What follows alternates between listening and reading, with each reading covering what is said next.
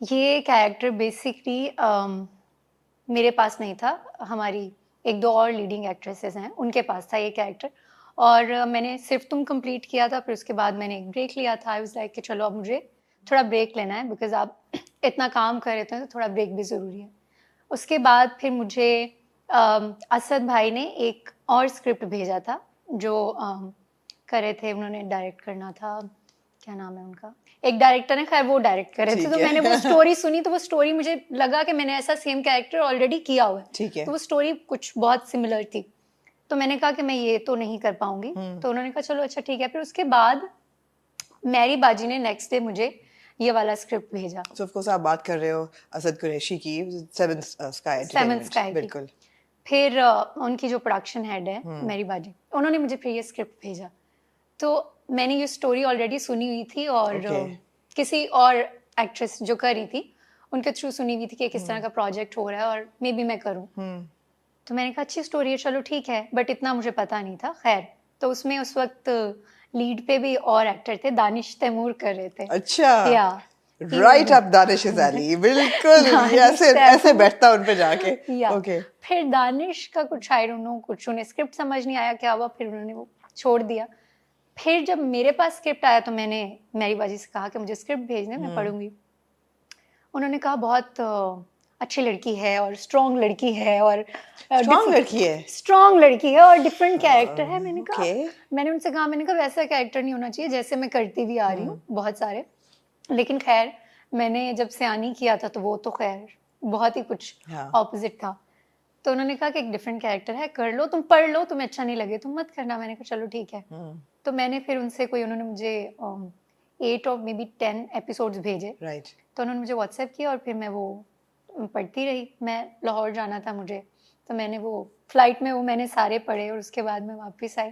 तो मुझे अच्छा लगा क्योंकि शुरू में बड़ी वो लड़की बेसिकली वो शादी के बाद जैसी होगी वो शुरू में वैसी थी ही नहीं। सो शुरू में मेरी क्यूरियोसिटी और मेरी एक्साइटमेंट इसलिए थी क्योंकि वो जो फैमिली में एक अटैचमेंट दिखाई है ना सबके भाई के साथ और अम्मा के साथ, एक थोड़ा सा डर भी है कि अम्मा के सामने ये वाली बात नहीं करनी है, और अगर करनी है तो फिर भाई से जाके कर लो। भाभी के साथ रिलेशनशिप बहुत अच्छा दिखाया है। तो फिर मुझे लगा कि नहीं ये बड़ी अच्छी स्टोरी है। फिर वो जो हमेशा से होता है कि लड़के को दिखाते हैं कि वो जो है ना लड़की के प्यार में कुछ भी कर लेता है। हीरोज को ये दिखाया जाता है कि वो उसके पीछे उसने घर छोड़ दिया और पता नहीं क्या।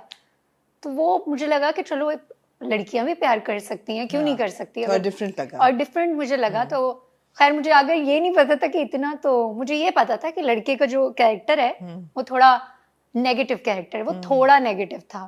फिर मैंने 10 एपिसोड्स पढ़े, उसके बाद मैंने कहा हाँ अच्छा है, कर सकती हूँ, थोड़ा डिफरेंट है। और मैं किसी से प्यार कर रही हूँ, असरा किसी से प्यार करी, तो मुझे थोड़ा कुछ डिफरेंट करने को मिलेगा मे बी।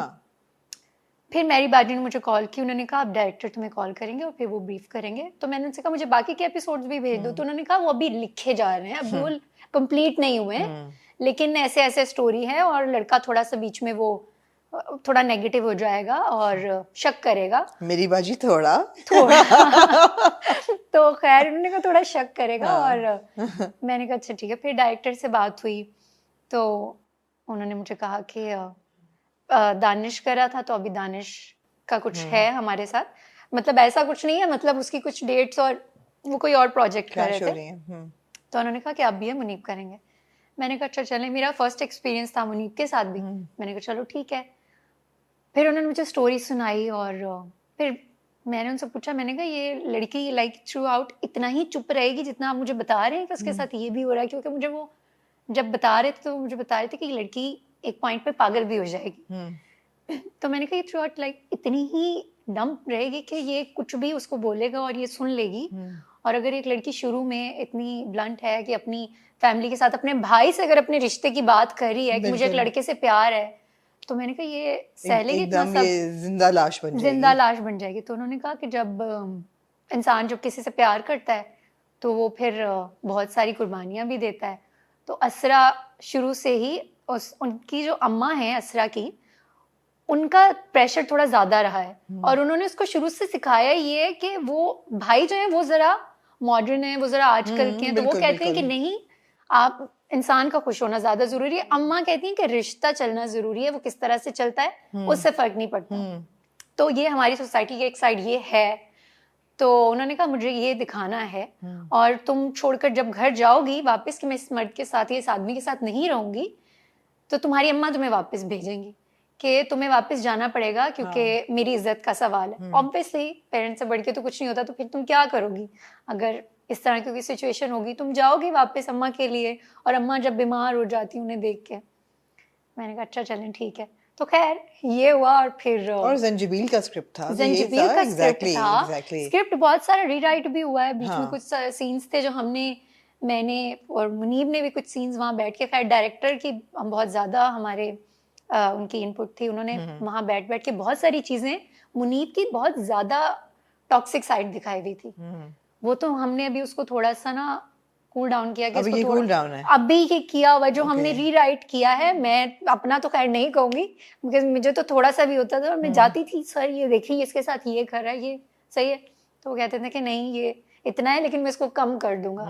जैसे एक सीन था वो जिसमें जूते उतार रही है उसके, मुझे लगता है कि वो एक ना दिखाने वाली चीज थी, लेकिन क्योंकि वो प्रोजेक्ट एक स्टोरी ही उस तरह से लेकर चल रहे हैं, तो वो फिर उन्होंने जब दिखाया तो मैंने कहा अभी ये करना है, मतलब ऐसे।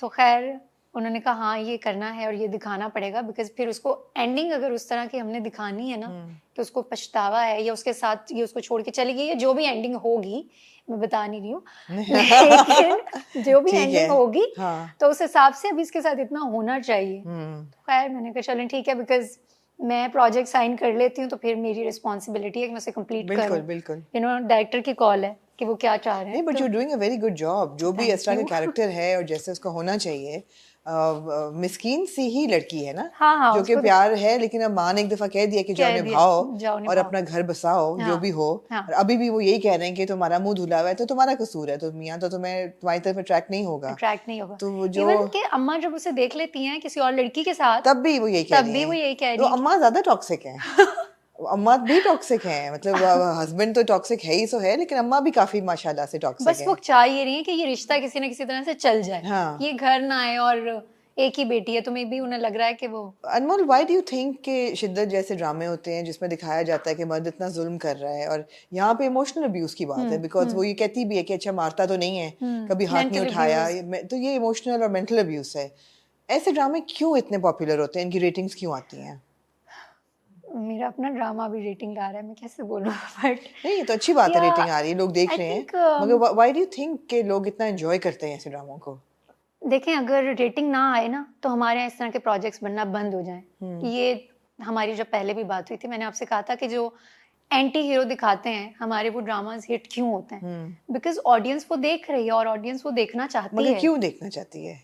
सवाल तो ये है कि क्यों। और मुझे लगता है कि हमारे यहाँ जितनी ज्यादातर खवातीन हैं वो ज्यादातर अट्रैक्ट होती हैं एंटी हीरो से, जो मैंने नोटिस किया। मैं वो नहीं करी, this is what I feel कि एंटी हीरो ने जिस तरह से बहुत सारे अभी कैरेक्टर्स हिट हुए हैं हमारे